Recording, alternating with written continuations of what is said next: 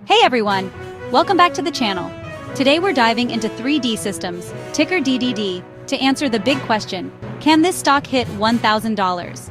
We'll analyze its strengths, weaknesses, financials, and long-term prospects through 2050. Let's get started. 3D Systems is a pioneer in 3D printing, serving aerospace and healthcare. But can its stock, currently at $1.54, reach $1,000?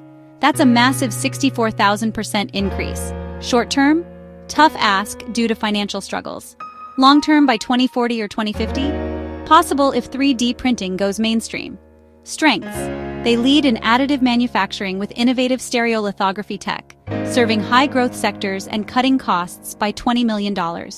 Weaknesses. $287 million debt, recent earnings miss of 28 cents loss per share versus expected 14 cents, and concerning cash burn. 3D Systems isn't profitable, with negative margins like competitors Stratasys and Desktop Metal, who also face 15 to 25% losses. Despite $287 million debt, they have $140 million cash and a 2.79 current ratio, suggesting short-term debt coverage capability. By 2030, cost-cutting and AI integration could drive growth. By 2050, widespread adoption in healthcare could push the stock higher. But competition and tech disruptions are major risks. No dividends either. They reinvest everything in growth instead. So $1,000 by 2030? Highly unlikely. By 2050?